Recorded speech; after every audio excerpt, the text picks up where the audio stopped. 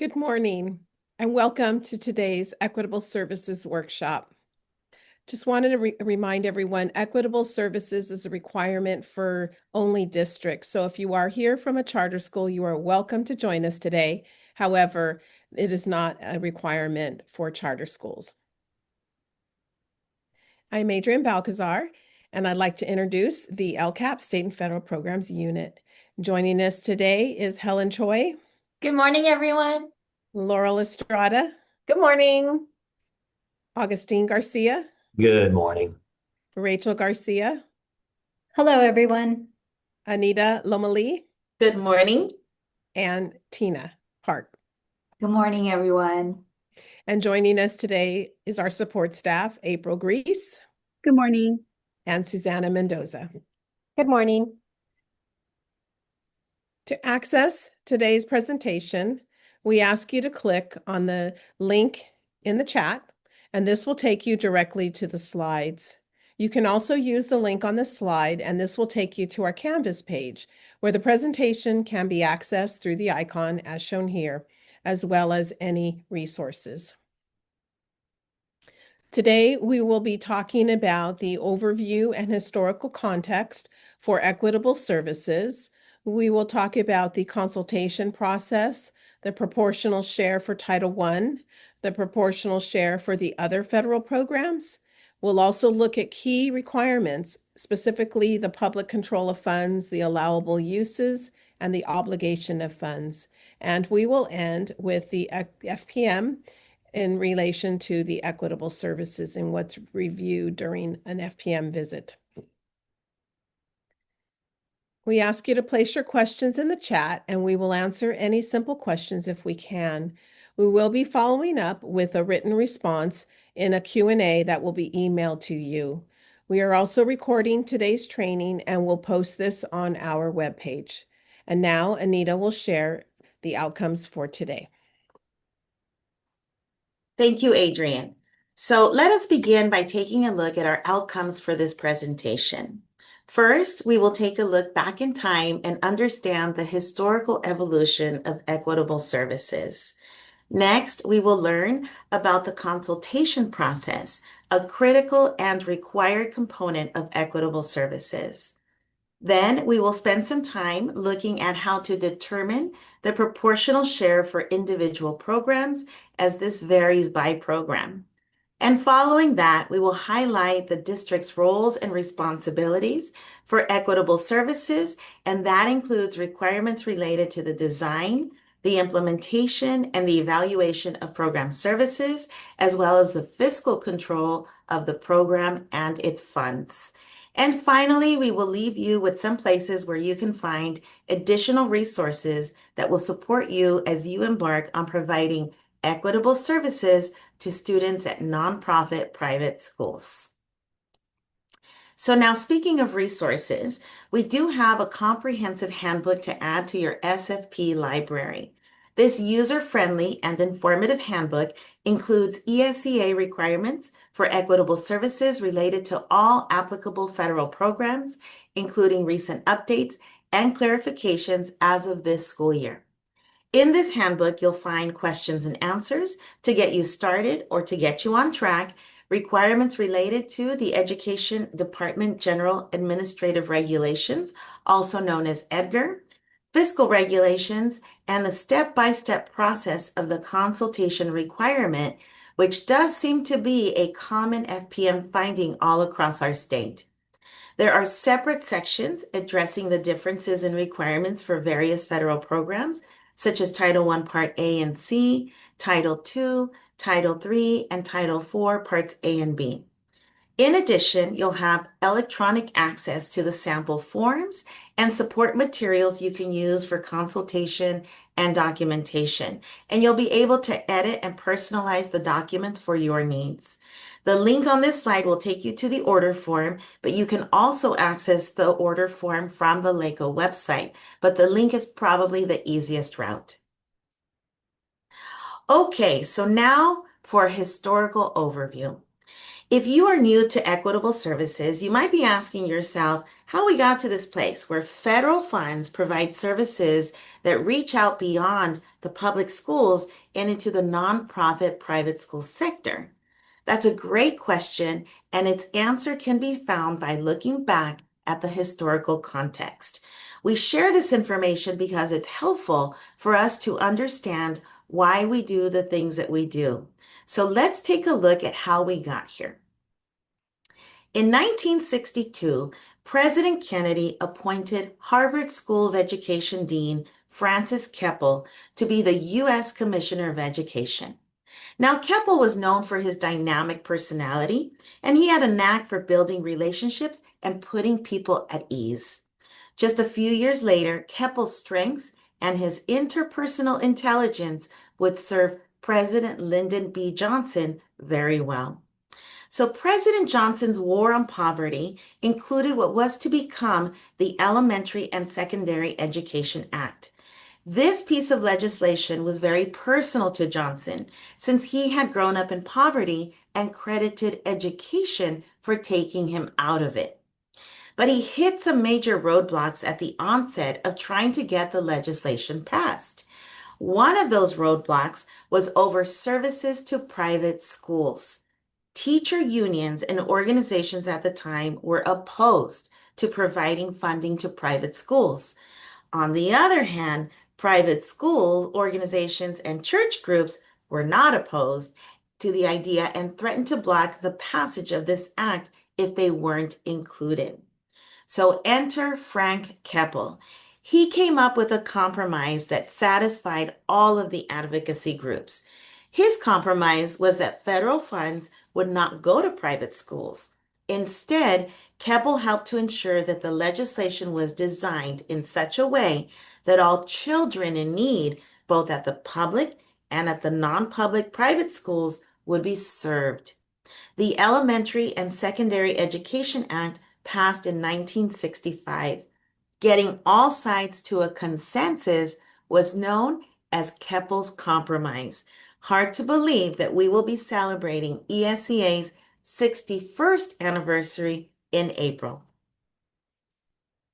So, as you can well imagine, things weren't smooth sailing for the Elementary and Secondary Education Act, even after Keppel's compromise. In 1971, we saw the landmark Supreme Court case Lemon versus Kurtzman. Now, this lawsuit came about over the First Amendment Establishment Clause, which requires that the government maintain neutrality towards religion. From this case, a three-pronged test was developed for Establishment Clause cases. Services to private schools had to be secular. They could not advance or inhibit religion. There could be no entanglement of government agencies with religious organizations. And this three-pronged test became known as the Lemon Test. Now, in 1985, there was another court case, Grand Rapids School District versus Ball. And in that case, the Supreme Court found that the Grand Rapids School District program did not pass the Lemon Test because the Equitable Services program employed parochial school teachers and used both public and religious school facilities. In addition, secular classes were offered to children at parochial facilities leased by the state. Too much entanglement. And during that same year, the verdict in Aguilar versus Felton prohibited services at private schools. Teachers and staff were not allowed to go onto the private school site.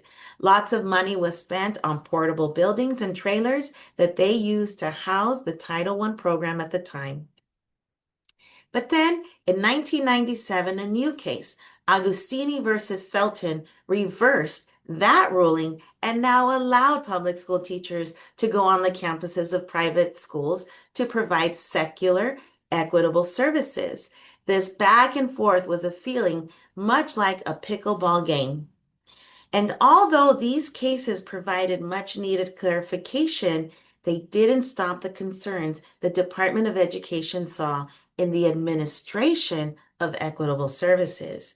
In 2010, the United States Department of Education did a review of California's programs, and they found several issues that became a compliance focus. For one, consultation with nonprofit private schools wasn't taking place appropriately. Basically, school districts were offering services to nonprofit private school children, but they weren't consulting with the nonprofit private school in that process. Next, districts were not maintaining control of the program, the services, and the funds, which is a requirement of the law. And districts were not determining equitable share accurately. Also, services were benefiting the nonprofit private school.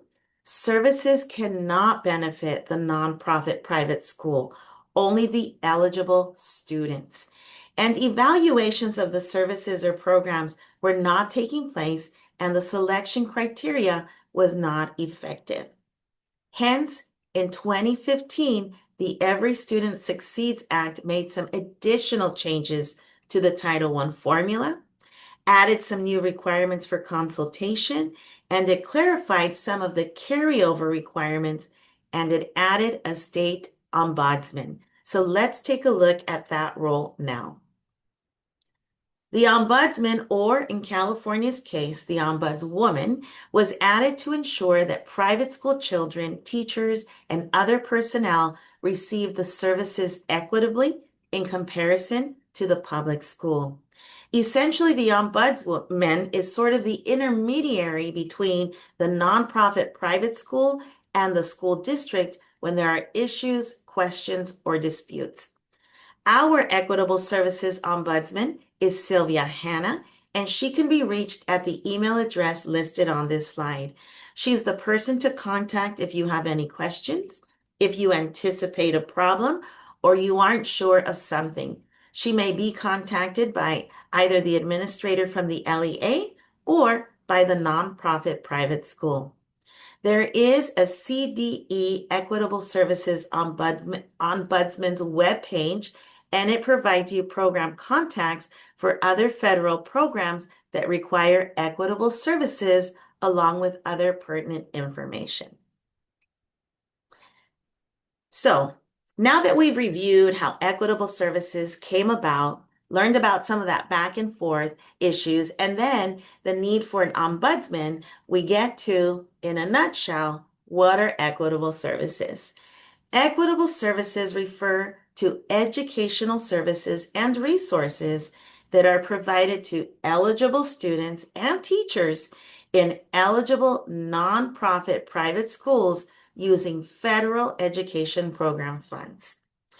ESSA requires that access to equitable services be offered to eligible nonprofit private school students, teachers, their families, and other educational personnel. However, participation by the nonprofit private school is not required. Services provided must be allowable and comparable to those services provided to public school students and teachers participating in the program. Now, the services can be different from those services provided to public school participants, as services are based on the needs of the nonprofit private school students and teachers. Services provided must also be evaluated for effectiveness. It's also important to note that any of the services provided must be secular, neutral, and non-ideological, and services must also supplement and in no case supplant the basic level of services that the nonprofit private school is responsible for providing to their students, staff, and parents. Additionally, funds may not be provided directly to a nonprofit private school. Equitable services only apply to federal funds and not to any state funds. Now, listed on this slide are the ESSA programs to which they apply: Title I Part A, Title I Part C, Title II Part A, Title III Part A, Title IV Part A, Title IV Part B, and Project Serve. As you can see, Most are formula grant programs, with the exception of Title IV Part B, which is the 21st Century Schools Program, a competitive grant. So the requirements for each of the programs we saw on the previous slide follow the program requirements for public schools, with some exceptions regarding allowability of costs. As with public school programs, the services are to be supplemental in nature and provide similar types of services. These are some important questions to ask, however. Does the service or program increase academic achievement? Is the program offered for professional development based on the needs of students? What supplemental programs are being provided for identified English learners and immigrant students? What is the supplemental Title IV program, and does it support a well-rounded education, improve school conditions for student learning, or the effective use of technology? The bottom line is that you don't start with the funding. You start with the needs of the students and the services that will increase academic achievement. You budget the plan rather than plan the budget.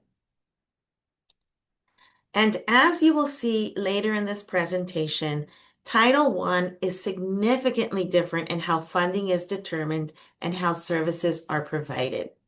This is primarily because Title I is a school-level program, so eligibility is based on individual students and whether or not they reside in the attendance area of a district-identified Title I public school.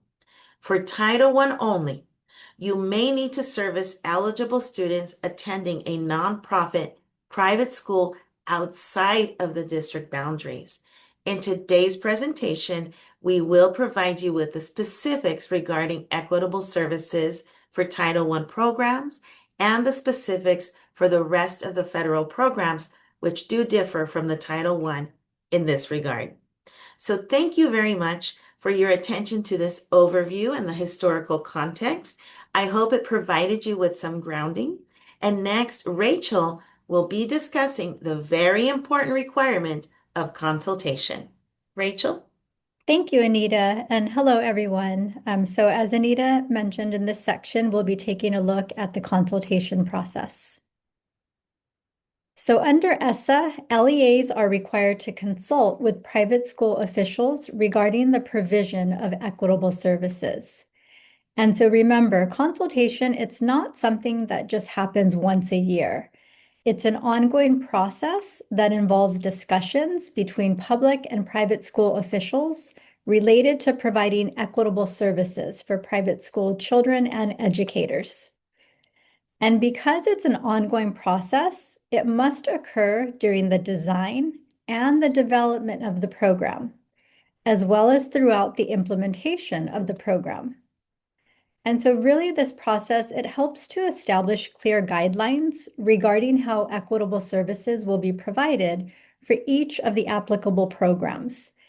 And keep in mind that the goal of this process is to reach agreement. And so here on this slide, you'll see this graphic, which provides an overview of the key components of the consultation process that we'll be taking a closer look at in this section.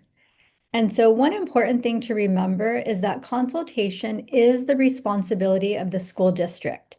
So it's up to the district to reach out to eligible nonprofit private schools on an annual basis to initiate this process. So the first step in the consultation process is to identify eligible nonprofit private schools. And so again, remember, it's only nonprofit private schools that have submitted an affidavit to the CDE that may participate in equitable services. It's also important to note that the CDE does not verify the accuracy of the information on the affidavits. So districts are expected to verify the accuracy of student enrollment data and also tax-exempt status through the consultation process. And so there are a few ways to access the list of eligible private schools for your LEA. And so the first link on this slide, it will take you to the CDE website where you can download a private school data file that includes a list of all private schools with an affidavit on file, and it can be filtered by your LEA. The second link is a searchable database that allows a search by district for private schools within the district boundaries. And so remember, a county password is required to access this database. And so the password for LA County is listed on the slide. However, if you're from another county, you must contact the CDE private school office for your specific password. So the next step in the process is to contact eligible nonprofit private schools to inform them of the programs and services for which their students, teachers, and families may be eligible. And so again, this is a district responsibility and it must be done annually. It's recommended that districts reach out to those eligible private schools around February to begin the consultation process for the next year. Now, most districts use some sort of invitation letter or an intent to participate letter to initiate this process or this contact with private schools. And so in this letter, you would include a brief description of the applicable programs for which your district participates. And you may request that the private school indicate their intent to participate in any or all applicable programs. And so it's also okay to include a deadline as long as you provide adequate time for private schools to respond. Now, if you don't receive a response from private school officials, you really should make multiple attempts to contact the private school. And then also you want to be sure to maintain documentation of those contact attempts. It's also a good idea to send letters or communication by certified mail. Or if you're using email, you want to send it with a red receipt. And so this provides you with evidence of those outreach attempts, as well as the documentation that it was actually received or read by the private school official. So when identifying which private schools to contact, again, keep in mind that the requirements for Title I Part A are different than that of Title I Part C and also Titles 2, 3, and 4. So for Title I Part A, nonprofit private schools both within and outside of the district's boundaries may be eligible to participate. And that's because funding and services are based on the student living in a Title I school attendance area. So for example, if you have low-income students who live in a Title I school attendance area in your district, but they attend a nonprofit private school outside of your district boundaries, those students would generate funds for Title I services. However, it's also important to remember that poverty does not determine who actually receives Title I services. Remember, it only determines how much funding is available for those services. And then for Title I Part C and also Titles 2, 3, and 4, only nonprofit private schools that are within the district's boundaries may participate. So for Title I Part A, how would a district know which private schools outside of the district boundaries to contact? And so this question is addressed in Section A5 of the Title I Non-Regulatory Guidance, which we've linked at the bottom of the slide, and it explains which private schools must be contacted. So basically, for Title I Part A, remember, LEAs are responsible for contacting all eligible private schools within the district boundaries, but then must additionally contact private schools outside of the district boundaries if the LEA has reason to believe that students who reside in its Title I attendance areas attend those schools. So you don't have to contact all private schools outside of your district boundaries.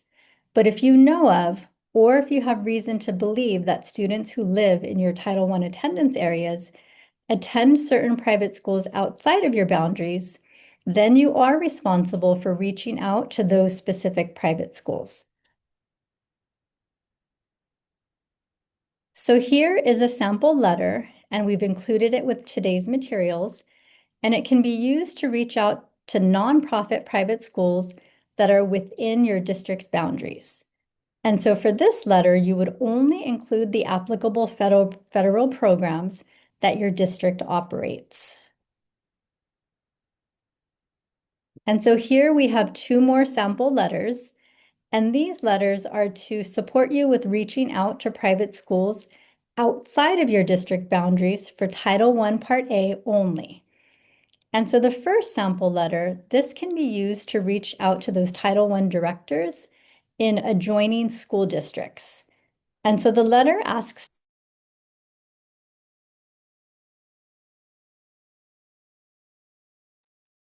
oops, sorry about that.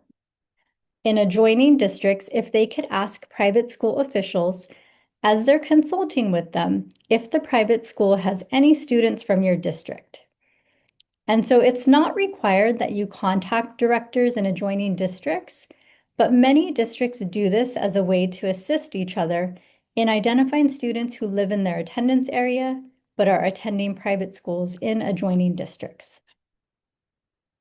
Now, the second sample letter, this can be used to reach out to nonprofit private schools outside of your district boundaries, again, for Title I Part A only. And so it's similar to the letter on the previous slide, but it only includes information related to Title I. And so remember, you would only send this letter to private schools outside of your district if you have reason to believe that students who live in your Title I attendance areas are attending those specific private schools. So next, the intent to participate letter, it should be followed up with an informational meeting to provide more specific information about the programs that private school students, teachers, and families may be eligible to participate in, as well as the procedures for participating. And so here on this slide, we've included some topics that could be addressed at this initial meeting. So for example, explaining the consultation process and required topics that must be addressed. Also explaining the purpose of the federal programs available and services allowed. Explaining the district's roles and responsibilities, which includes developing, implementing, monitoring, and evaluating equitable services. Another topic would be providing funding estimates and explaining how those amounts were determined. Also providing information on the district's policies and procedures, such as contracts and encumbrance deadlines. And then it would also be important to verify the name and contact information for the private school official designated to represent the private school, and also to schedule any future consultation meetings. And so this initial meeting, it should set the tone for consultation with private school officials and help to convey the message that it's about designing equitable and effective programs for eligible students, teachers, and families based on the needs of students, and that it's not just about the private school sending the district a wish list.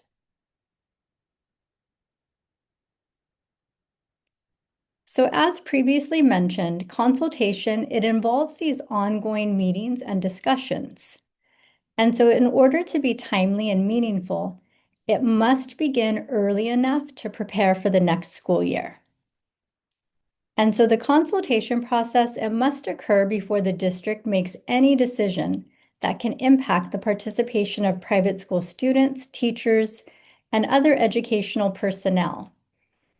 And it must also be ongoing throughout the year. And this is to ensure effective implementation, as well as the evaluation of services. Now, an important thing to keep in mind is that the unilateral offer of services by a district with no opportunity for discussion or the application of a blanket rule, that's not adequate consultation. So private school officials, they must have the opportunity to express their views and to also have those views considered. So when consulting with private school officials regarding equitable services, there are specific topics that are required to be addressed under ESSA. And so here on this slide, we see some of those topics. And so everything listed on this slide are required for all federal programs. And so during consultation, district and private school officials must discuss how the private school students' needs will be identified, what services will be offered, and how, where, and by whom they will be provided. Also, how the services will be assessed, the size and scope of services, including the amount of funds and how that amount is determined. And then also how and when the district will make decisions related to the delivery of services. Now, continuing with the required topics, the first three in blue that are listed on this slide, again, apply to all federal programs, whereas the last three topics in green are only applicable to Title I, Part A. So for all programs, consultations will need to address how disagreements will be addressed in writing. And so if the district disagrees with the private school officials on any topics discussed during consultation, the district must provide in writing to the private school official the reasons why it disagrees. Consultation must also address whether the district will provide services directly or through a contract with a third-party provider, and also whether to provide equitable services by pooling funds or on a school-by-school basis. It's also important to note that the district and private school officials, they must agree to the pooling of funds through consultation. So that's not something that the district may unilaterally make the decision on. And then for Title I, Part A only, consultation must also address the method that will be used to determine the low-income children, also when services will be provided, including the approximate time of day, and then whether to consolidate Title I equitable services funds with other funds available under other programs. And then in addition to the required topics on the previous slides, consultation must also address administrative and indirect cost, any funds available for carryover, and then also if the LEA is transferring funds from Title II or Title IV. So if the LEA is engaging in consultation, providing equitable services, and meeting the obligation of funds requirement, then there really shouldn't be any carryover. However, sometimes there are extenuating circumstances that could result in a carryover of funds. And so, for example, one example of an extenuating service might be a natural disaster. And so services might be delayed due to this natural disaster. In this case, if the required equitable services were not fully provided, the funds would need to be carried over to provide equitable services the following year. And this would be in addition to the equitable share for that year. And then it's also important to remember that before transferring any funds from Title II or Title IV, this must be discussed during consultation. And this is in order to identify and consider the needs of private school students. Now, districts must also maintain documentation in order to verify that it has met the requirement for timely and meaningful consultation and that it has provided equitable services. And so some of this documentation, it includes intent to participate letters, written affirmations of consultation, any evidence of consultation attempts. Other documentation that districts should keep on file include meeting agendas or minutes, any written explanations of disagreements, data collected to assess or evaluate services, also service agreements or contracts, monitoring and assessment tools, inventory records, and then also the identification criteria used to determine eligibility for Title I services. And so all of these are examples of documentation These are things that could be requested in an FPM review for applicable programs. So here we see some screenshots of the CDE's intent to participate and written affirmation form. And so as mentioned, most districts use some sort of intent to participate form or letter for that initial outreach to private schools.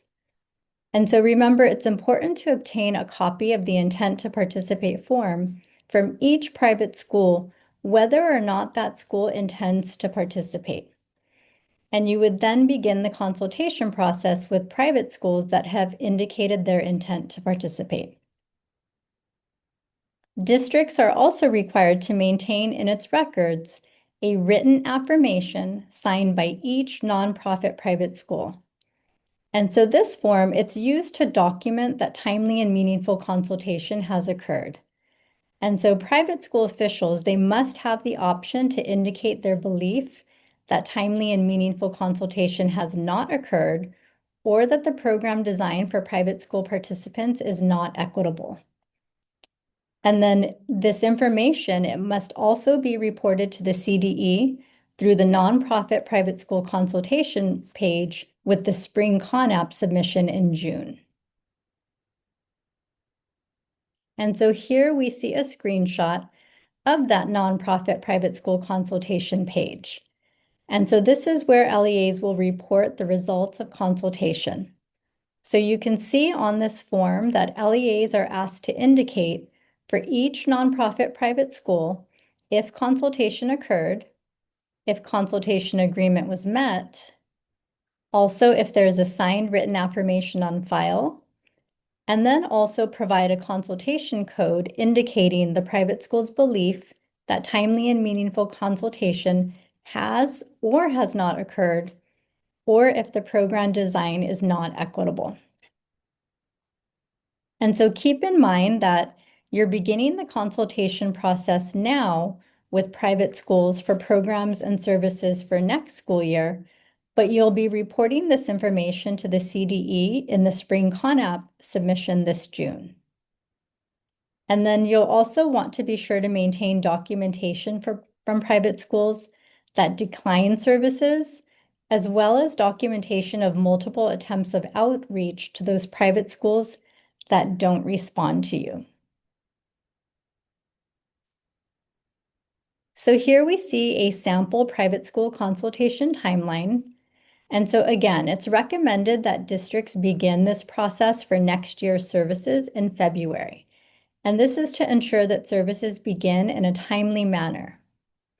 But also remember, consultation, it should be ongoing throughout the year. So there might be some overlap during the year where you're consulting with private school officials on services for both the current year and the following year. So here is another resource that we've included with today's materials to assist you with consultation. And so it's basically a checklist that combines all of the steps and components shared in this section today. And so hopefully it will be a helpful tool as you begin this process for next year. And then here we just have a few key takeaways for consultation. So really, consultation, it is the key to implementing effective programs. And as I mentioned, the goal is to reach agreement on the provision of equitable services. And with that being said, all agreements should be clear, in writing, and form the basis of services to be provided and funds to be expended. And so really this will help to ensure that the services provided, that they meet the needs of eligible students, teachers, and families. And it will also help to avoid any last-minute spending requests from private schools. And so next I will turn it over to Augustine. Thank you, Rachel. Good morning, everyone. So this next section on proportional share for equitable services will be divided into two parts. So first, we'll go over proportional share and the Title I Part A program, followed by proportional share and the other federal programs. So proportional share refers to the specific portion of an LEA's Title I Part A funds that must be set aside for eligible nonprofit private school students based on their proportion of the total number of eligible students. This is both public and private. So let's begin. The proportional share ensures that there's equitable participation of private school students, teachers, families, and other educational personnel, as defined in ESSA Section 1117 for Title I and Section 8501 for the other title programs that Laura will cover. These services are also considered to be equitable when the district meets the expenditure requirements of the federal program and when the district provides a timely program that meets the educational needs of the participants. Here are some key points about funding for Title I Part A equitable services. So first of all, the proportional share must be calculated from the total amount of the Title I allocation that the district receives. It must be taken first off the top and set aside for equitable services. The funds must be used to implement the Title I program in the same fiscal year that the district receives them. The amounts can be verified through the CONAP, and the state also notifies the private schools of the allocation of funds. But the first step in determining how much Title I Part A funding will be available for providing services to nonprofit private schools is to determine the proportional share. Determining the proportional share depends on the federal program because, as mentioned earlier, the methodology for Title I is significantly different from the other federal programs. It can be a bit confusing because for Title I, the proportional share is based on where the student lives as compared to the methodology for the other programs, which depends on the location of the private schools that are in the district's boundaries.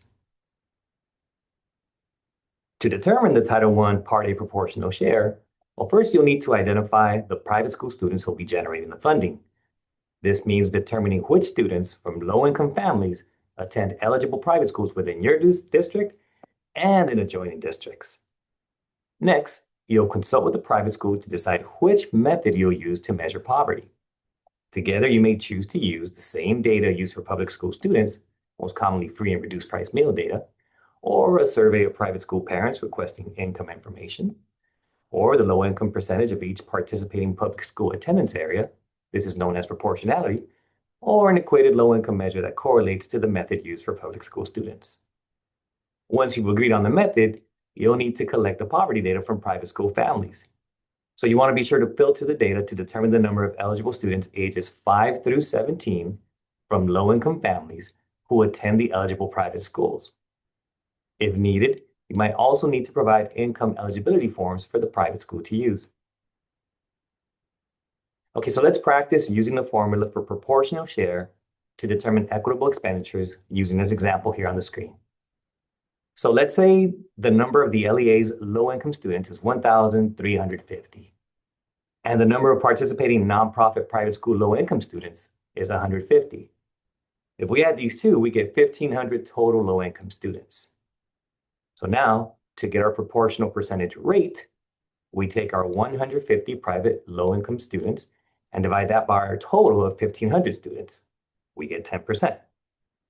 If the LEA's total Title I Part A entitlement is $1 million and 10% of that is taken off the top, then the private school proportional share is $100,000. Now, if the district's Title I Part A allocation is over $500,000, which in this example it is, then the LEA must reserve an equal percentage, with a minimum of 1%, from the equitable services proportional share to carry out parent and family engagement activities of participating nonprofit private school students. And as you can see, the minimum 1% reservation for parent and family engagement in the private schools is $1,000. After the parent and family engagement reservation, the amount the LEA shall allocate for equitable services is $99,000. So here's what the proportional share work will look like in the CONAP, okay? So the arrow is pointing to the field where the sum of public and nonprofit private school low-income students is inputted. Here, the CONAP will calculate the proportional percentage rate, in this case, 91 nonprofit private school students, divided by 254 total participating public and nonprofit private school low-income students, gives us a proportional percentage rate of 35.83%. The next section of the private school equitable services reservation page from the CONAP is where you can find the proportional share dollar amount. This will calculate the proportional share of your equitable services reservation. Again, we take our proportional percentage rate, which was 35.83%, and multiply it by the total Title I Part A LEA allocation of $551,000 $483. This gives us an equitable services proportional share of $197,000. Well, $197,596. Sorry, got ahead of myself there. So next is a screenshot from the bottom of the Private School Equitable Services Reservations page of CONAP. This is where the CONAP addresses parent engagement. So as you can see here, the minimum required reservation for parent and family engagement based off the proportional share on the last slide is $1,976. However, this LEA's public school parent and family engagement reservation was set at 5.6, requiring that same percentage to be allocated for parent and family engagement at participating nonprofit private schools. As a result, $11,152 was reserved for this purpose. So let's do a little guided practice to determine who generates Title I Part 8 funding for nonprofit private schools. In the blue is your district. Your district has a Title I school and a non-Title I school within its boundaries. Next, let's look at the private schools. There are private schools whose physical location is within your district boundaries. And in the gray, you can see other private schools and other district boundaries that are adjoining or surrounding your district. Now let's look at the 6 students. Let's say, for this purpose, they're all low-income students. Students 1, 2, and 3 live in the attendance area of the Title I school. And students 4, 5, and 6 live in the attendance area of the non-Title I school. The arrows indicate which private school they're attending. I want you to notice that students 3 and 4 are attending the same private school outside of your district's boundary. Students 1, 2, and 3 all live in the Title I school attendance area. Because they live in a Title I school attendance area, all 3 of these low-income students will generate Title I Part 8 funding, no matter which nonprofit private school they attend. Remember, where this student resides is what determines whether or not they generate funding for the private schools. Looking at students 4, 5, and 6, they all live in a non-Title I school attendance area and therefore not generate any funding for the private school they attend. So when you're providing these Title I services, keep a few things in mind. These services must be based on a needs assessment and developed through consultation. They must operate using the Title I Targeted Assistance School model. And if you're hiring your own district staff to deliver Title I services, they must meet state credential requirements. And remember, you're implementing your Title I program. Providing only materials and supplies does not meet federal requirements. Okay, now let's go real quick. Who generates funding and who receives services under Title I Part A? Here we have 3 students, Bella, Gio, and Rio. Let's analyze each student's profile to determine if A, they generate funding, and B, are eligible to receive Title I service at their private school. So let's start with Bella. This student is a low-income student that lives in a Title I school attendance area and is high achieving. Does Bella generate the funding? Yes. Does Bella receive Title I services? No, because Bella is not failing or most at risk of failing as defined in ESSA and the Code of Federal Regulations. What about Gio? This student is a low-income student that does not live in a Title I school attendance area and is low achieving. Does Gio generate funding? No. Does Gio receive Title I services? No. Gio would not generate funding nor receive Title I services because based on where they live, they would be attending your non-Title I school. And finally, let's take a look at Rio. This student is a high-income student that lives in the Title I school attendance area and is low achieving. Does Gio generate funding? No, because they're not low income. But does Gio receive Title I services? Yes, because they are failing or most at risk of failing as defined in ESSA and the Code of Federal Regulations. So that concludes the proportional share part for Title I Part A. But now let's take a look at our other federal programs with my buddy Laurel. Thank you. All right. Now that Augustine has provided information for Title I Part A, let's take a look at Equitable Services Proportional Share for the other title programs. The title programs listed here are included in Equitable Services for private schools. They differ from Title I Part A because with Title I Part C and Titles 2, 3, and 4, districts only serve the nonprofit schools that are located within district boundaries. There's no requirement to contact private schools outside district boundaries boundaries, regardless of students' residency. To illustrate eligibility for private school consultation with regard to title programs other than Title I Part A, this map shows 3 private schools within district boundaries delineated with a black outline. Since districts are only required to serve private schools within district boundaries, an LEA would only be obligated to reach out to the 3 private schools identified with red arrows, and there would be no requirement of reaching out to the 2 private schools noted with blue arrows that are located outside district boundaries. This differs from Title I Part A, as has been explained previously in the presentation. So let's take a look at other distinctions that pertain to each of these title programs.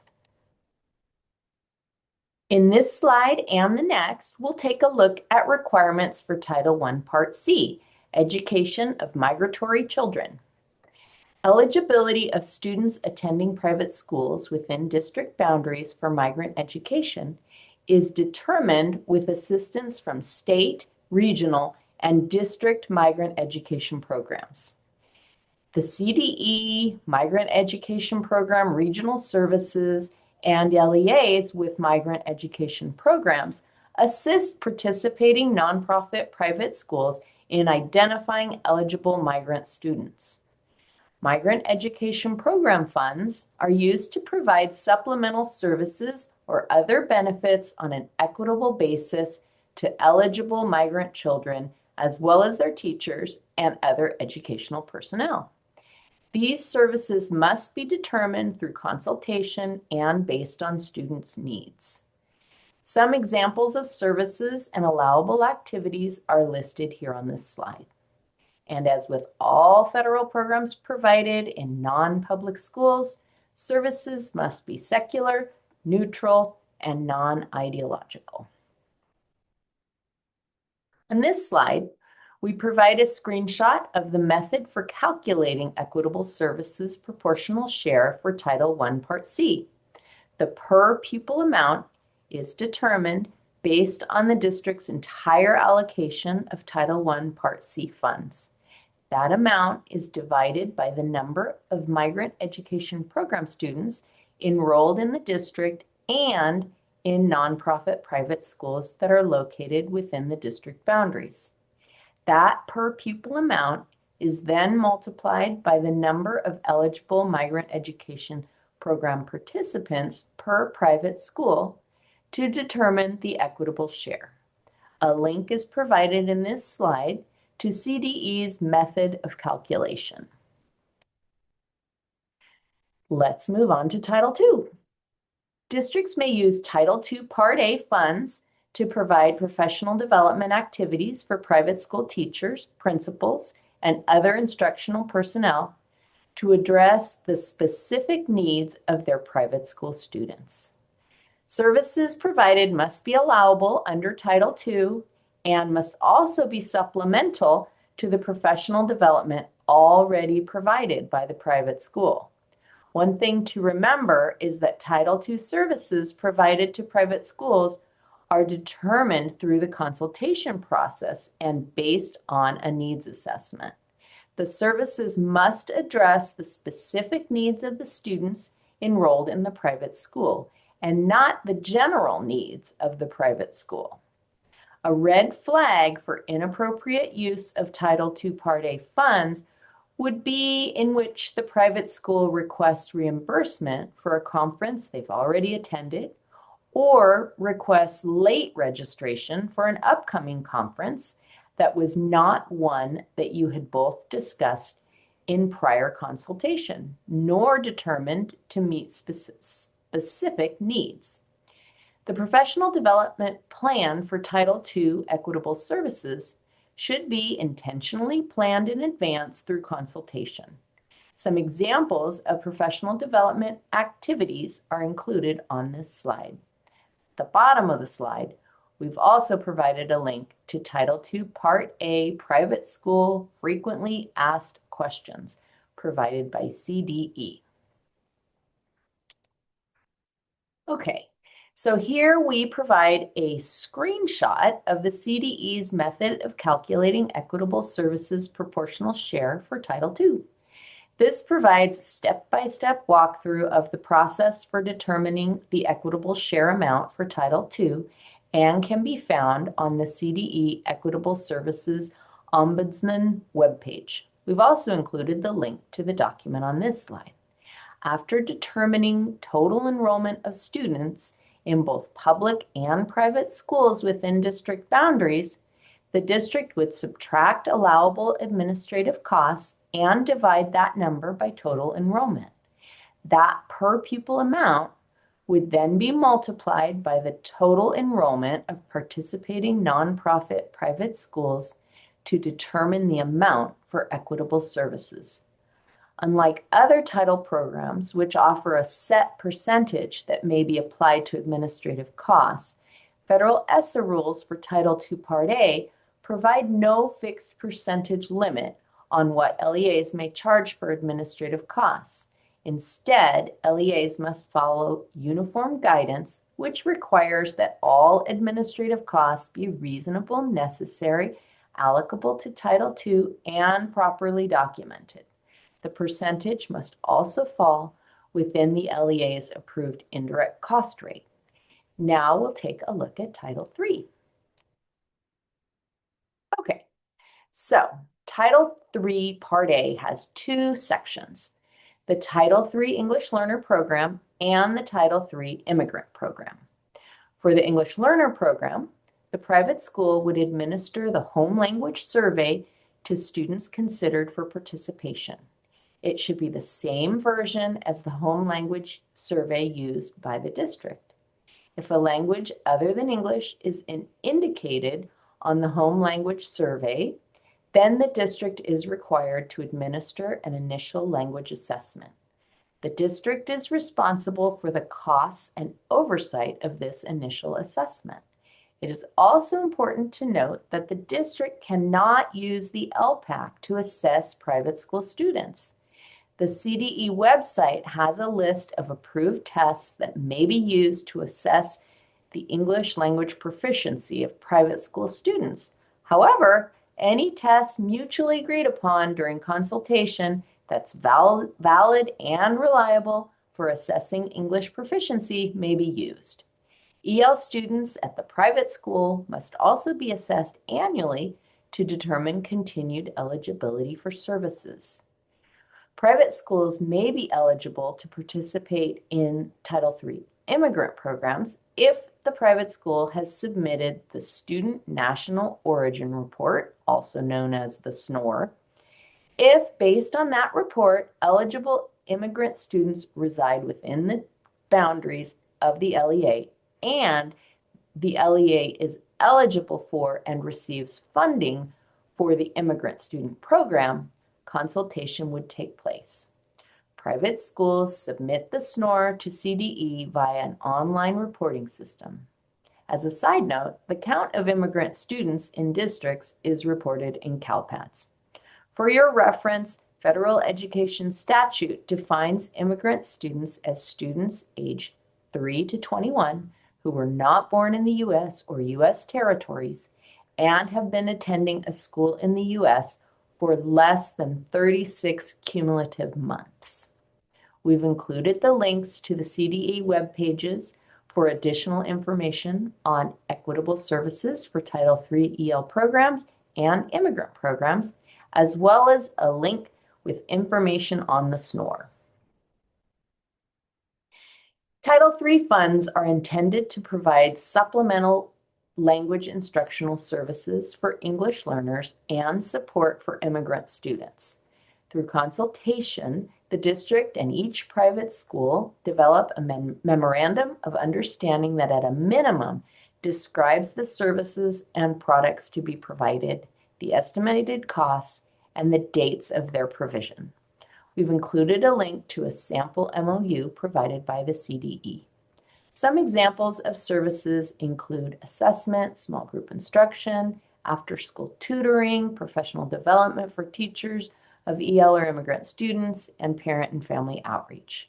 We've also provided a link on this slide to a private school FAQ document provided by the CDE.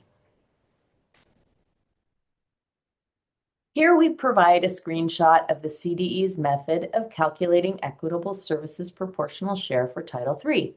This document provides the process for determining the equitable share amount for Title III and can be found using the link provided at the bottom of the slide. For Title III, the proportional share is calculated based on the per pupil allocations for the EL and/or immigrant students enrolled in both public and participating nonprofit private schools. It's important to remember that there's a 2% cap on administrative costs for Title III. The private school should receive an equivalent amount of products and services for each EL and immigrant student served as the public school provides for each of its EL and immigrant students, according to the per pupil allocation and based on student needs. One last note regarding Title III funding is that the LEA is paid in arrears, or in other words, reimbursed for its services to private school students. The CDE collects data in the CONAP on the number of nonprofit private school EL and immigrant students served in the current year and adds this number to the public school count when calculating the following year's amount in order to reimburse LEAs for services provided to EL and immigrant students attending eligible private schools. The last program we'll look at in this section is Title IV. The purpose of Title IV Part A is to provide students access to well-rounded educational opportunities, improve school conditions for student learning, and improve the use of technology to improve academic achievement and digital literacy of all students. If a private school expresses interest in participating in Title IV Part A, the identification of services and students, teachers, or other personnel to be served must be determined through consultation with private school officials. It must also be based on student needs. Some examples of Title IV services are listed on this slide, and services and eligibility are also included. Here's a screenshot of CDE's method of calculating equitable services proportional share for Title IV, which, like the other samples shown, provides a walkthrough of the process for determining the equitable share amount. For Title IV Part A, equitable share, districts will determine a per pupil amount based on the LEA's total Title IV allocation, less administrative and indirect costs, divided by the total enrollment of both public and nonprofit school students. A 2% administrative cost allocation is allowed for LEAs that receive over $30,000 in Title IV funds. This cost does not apply to private school proportional share amounts. The 2% administrative cost allocation applies to the overall LEA Title IV grant. We've also included a link to the CDE's Title IV webpage, which provides additional information on Title IV equitable services. This concludes our overview of equitable services proportional share. And with that, I'll hand it off to Tina.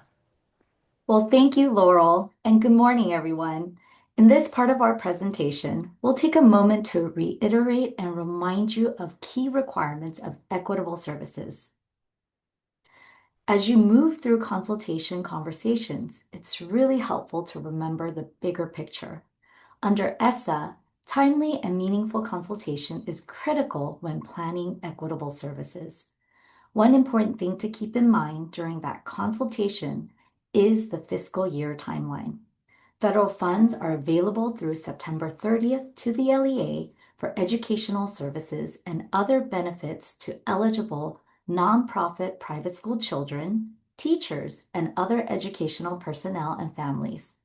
For example, if a private school is interested in offering a summer program, that need should be discussed during that consultation period so the LEA can appropriately plan and obligate funds within the same fiscal year in which the funds are received.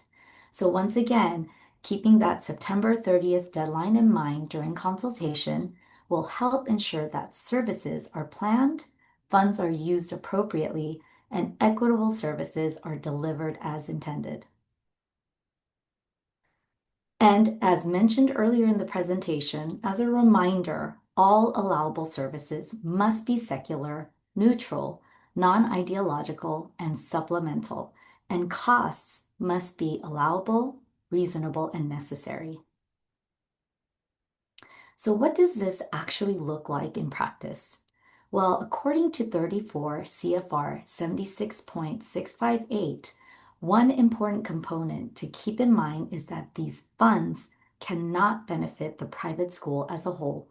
In other words, the funding isn't for general use, and it cannot be used to support the school's existing level of instruction.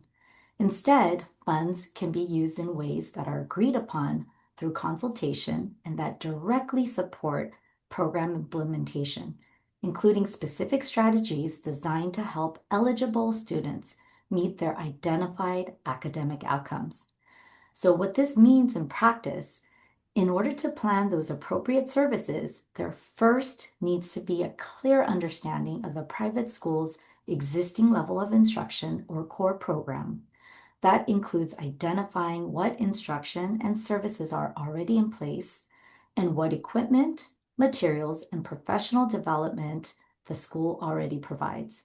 And where applicable, determining services such as those for English learners as an example of a student group that may need to be served if needs are identified.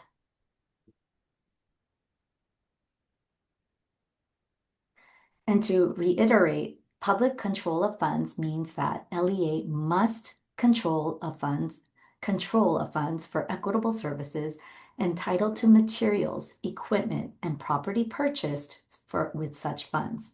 In other words, no funds may go directly to the private school. So what does this look like? Let's break it down a little bit further. Services must be provided by employees of a public agency or through contact by a public agency with an individual, association, agency, or organization. They must be independent of the private school and any religious organization, and the employment or contract must be under the control and supervision of the public agency. Under ESSA, funds cannot be directly paid to the private school. The LEA determines a proportional share of funds to be allocated for equitable services, and any curriculum, equipment, or materials purchased to implement the program remain the property of the LEA. So what does this mean in practice? Under 34 CFR 76.661, the district keeps Title II and administrative control of all equipment and supplies. So even if the materials are placed in a private school building, they are purchased by the district, labeled, inventoried, and safeguarded. So the LEA must ensure those materials are used only for approved purposes only. They must be able to be removed without remodeling or structural changes, and they are placed in a private school only for the period needed to operate the program. And when they're no longer needed, or there's a concern they might be used for other purposes, the district must remove them. So again, this reinforces the principle of public control. The services benefit eligible students, but the district maintains ownership and oversight. Well, now let's talk about something that often raises questions: the use of personnel to implement programs. If the private school personnel will be involved in the implementation of programs, there are a few key things to remember. This is the district's program. Even if you're using private school teachers, the services performed should be under the supervision of the district, meaning the program should be monitored and involve program visits. Also, through consultation, the plan for the use of private school personnel should clearly define the contract for services and ensure that the program and any related PD outside of regular hours of private school staff members' normal duties. This is because, once again, the funds can't be used to finance the existing level of instruction as we saw previously. In addition, the contract should be in line with district procedures and policies.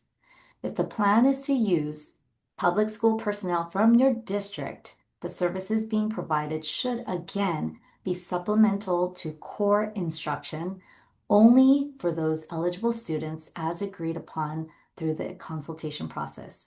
So now I'll turn it over to Helen for more information on key requirements and potential red flags.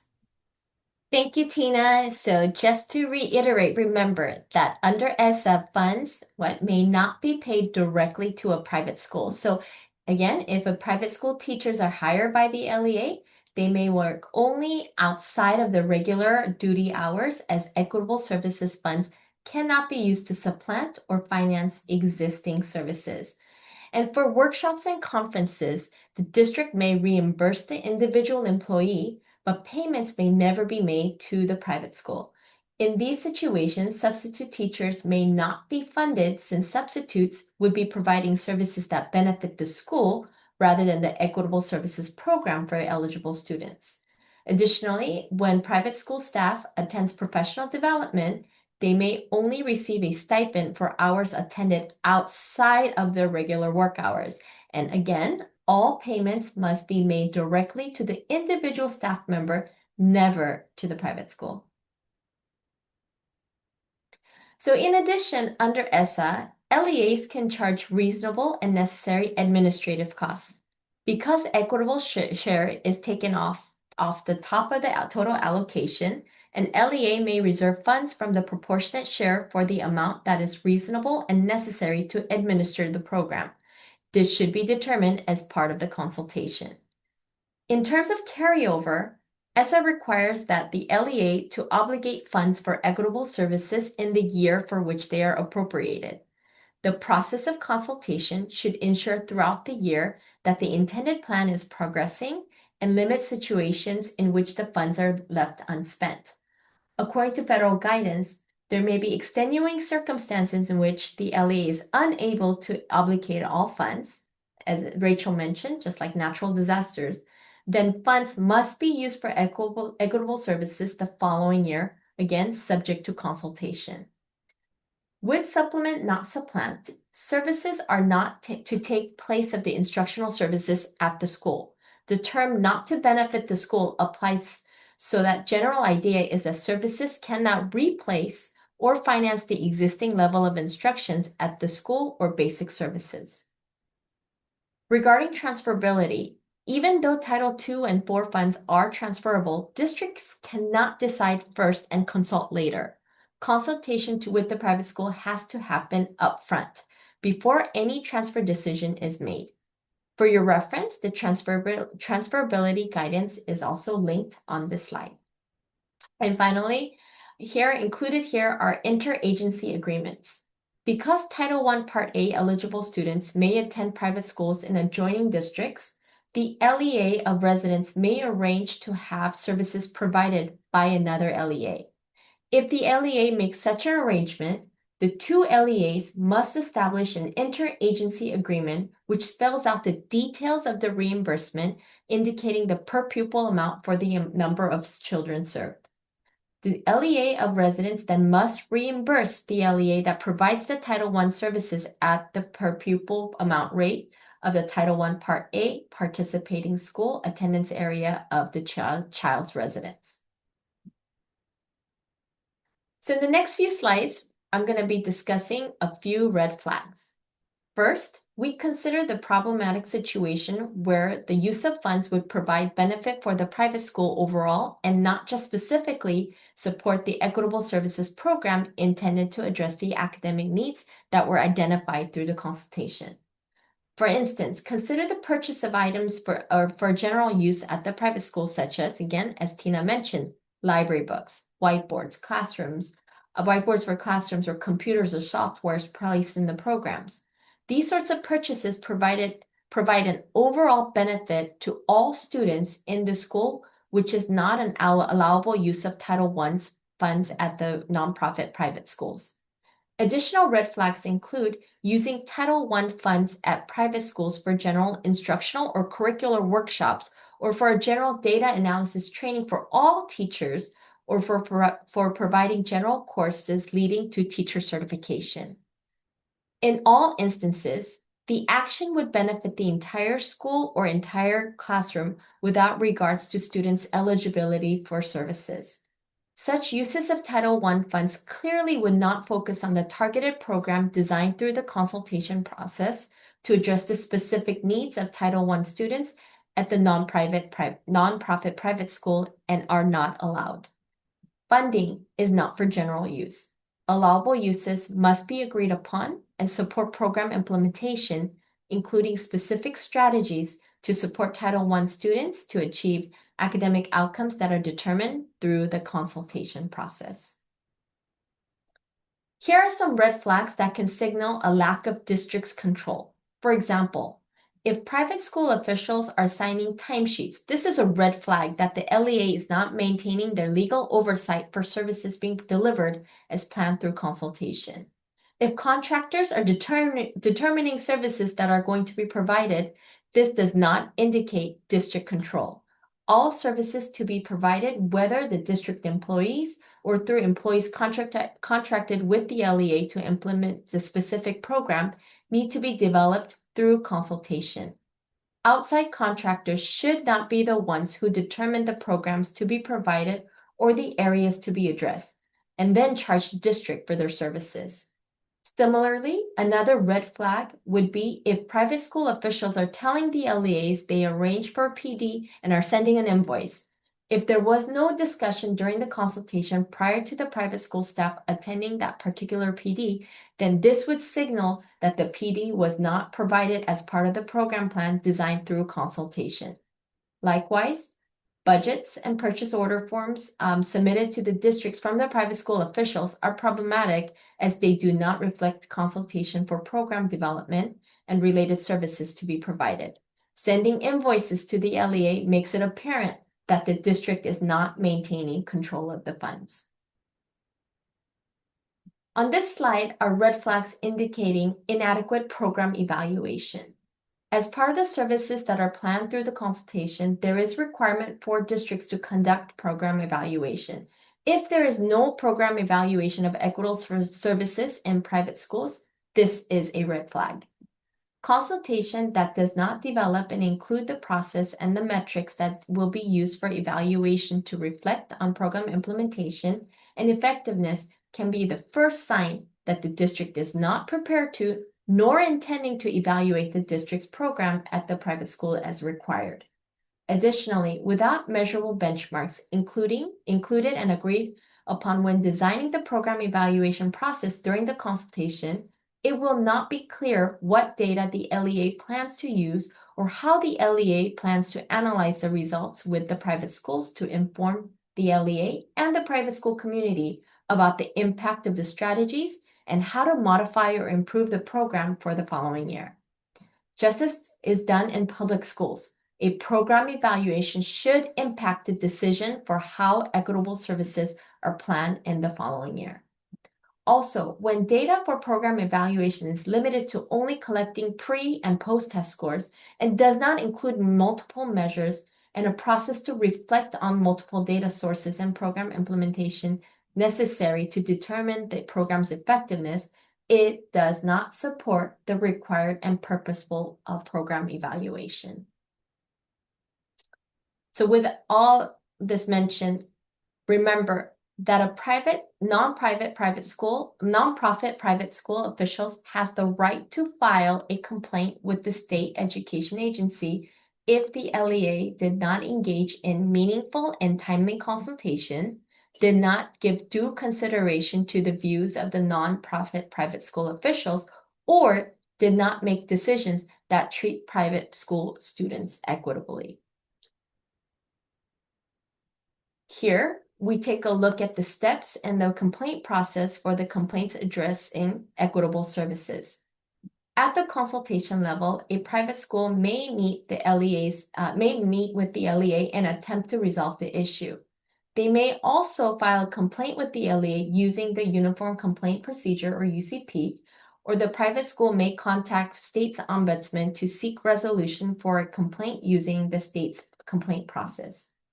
UCP complaints are filed with the district superintendent or their designee for alleged violation of specific federal and state programs that use categorical funds, which include complaints addressing the ESSA. And depending on the outcome, a private school may appeal the decision to the state education agency, may appeal the decision of the state education agency to the U.S. Department of Ed. The CD's ombudsman, as FAQ addressing the complaint process, recommends that the private school officials file a complaint with the LEA through the LEA's UCP process, or they can file a complaint directly to the CDE using the state UCP office. This concludes this section, and now I will turn it over to Adrienne. Good morning. Thank you. So the requirements related to the services provided to the private schools are under review by the California Department of Education. You've heard today how districts are responsible for creating, implementing, and maintaining programs, and they must meet the minimum fiscal and programmatic requirements. The federal and state laws require the California Department of Education to monitor the implementation of your federal programs operated by the district. The Federal Program Monitoring Review, also known as FPM, is this process for reviewing the district's implementation of their federal programs. So in the compensatory education, as shared by with the Title I program, there is the specific items in the CE instrument, specifically CE3, which is the private school consultation and participation. And there are required evidence that needs to be gathered and submitted to CDE during an FPM review. So it's best that you have these processes in place, whether you are selected for an FPM review or not, because then if you are selected, it's just a matter of gathering the evidence versus trying to create something that you should have been doing all along. So again, you're looking at the consultation with the private schools, keeping also the intent to participate, and the private school affirmation for each of your private schools. In CE 17, this is looking at specifically your district's public control of funds. And so looking specifically at the private school, if they are asking and participating in your Title I program, then you're going to need to keep evidence of the funding allocations for those Title I private schools. You're going to need to produce the LEA summary budget and expenditure reports for services at those private schools and for those private school students. And if you do hire any third-party vendors or providers, you will need to have those contracts and invoices to upload as well. For Title II, as we were talking about supporting effective instruction, if a private school chooses to participate in the Title II program, then there is an assurance that you will need to have that shows that the LEA will comply with Section 7881 of this Title II program regarding the participation by private school children and teachers. So this is a piece of evidence for Title II SEI 3. Also in SEI Title II, Item 8, this is also gathering the evidence that has shown that you, again, have the private school participation, the consultation, and that the district has control of funds. So this also will include some of the similar evidence that you will use for Title I in terms of the intent to participate, the consultation with private schools, the private school affirmation, and additionally, the general ledger and any invoices that are using the Title II funds. Then moving on to Title III, we're looking at the for the private school consultation and participation.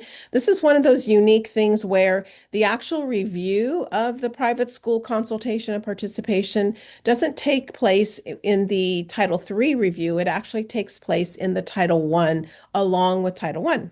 And so the reviewer for Title I will be looking again at the consultation with private schools, the intent to participate, and the private school affirmation, but in relation to Title III. So you could have that consultation and intent to participate and the affirmation, and on there, given all of the programs that the district receives, you offer that to your private schools and they can select one, all, or a couple of the programs that they would like to participate in. So again, you want that form to have a collective voice and response.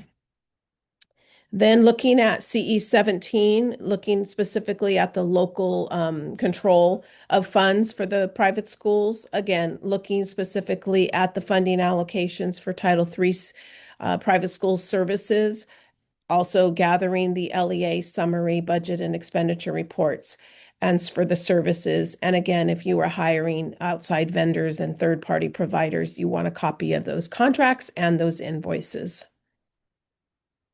Then moving on to Title IV, student support and academic enrichment. So here you're looking at item 6 for equitable services. And so this one oftentimes gets findings because it is, multi-leveled, but you're looking at they're looking at property records, the consultation with private schools, approval of capital expenditures, but this pertains mainly to the district and not necessarily private schools, but it could. And then also the private school affirmation and needs assessment and general ledger and the invoices. And really what I've seen in the FPM reviews, what gets a finding is the needs assessment. So you're going to have to help that school understand the needs assessment process and have evidence that a needs assessment has been done as required by Title IV. And then also Title IV SSAE number 7, which is transferability. And we've touched upon transferability throughout today's presentation. But again, just reminding you that when you do that, you do need to consult with the private schools. So what evidence would you have that's going to show that you've had this consultation? So during the review, they're looking again at the ledger. So they're looking fiscally at, what was actually transferred, but then also too, the consultation with private schools and the LEA level planning document. So again, looking at all of these items in relation to transferability and the Title IV program. And lastly, let's take a look at how a few little things can make a big difference in your federal programs at the nonprofit private schools. So first, we want to address the language that we use around equitable services. The language we use can make a big difference in the perception of both the public and private school officials engaged in this work. So while there might be a tendency to say things like, that's the private school's program, or the private school hasn't spent their funds, changing our perspective and our language to these are the services we have planned for private school students and teachers. This helps to underscore the importance of consultation and your district's control over the respective federal programs. Instead of referring to the private school's materials and equipment, public school and private school staff should refer to the materials as being on loan from the district to support the services to the eligible private school students. And remember, once those materials are no longer needed, as shared earlier, or the services or number of eligible students changes, then those materials and equipment needs to be returned to the district as sooner than later. So as we conclude today's workshop, we want to provide the links to several resources on equitable services. So as shared by Anita about the Equitable Services Ombudsman, the webpage here again for your convenience is to look at those frequently asked questions, the links to the Equitable Services webpage for Title I, for Title II, for Title III, and Title IV, and the various methods for calculating the Equitable Services proportional share, as also shared earlier. And we also wanted to include the links to the updated Title I Equitable Services non-regulatory guidance and the Title VIII Equitable Services non-regulatory guidance, which applies to the other federal programs such as Title II, III, and IV.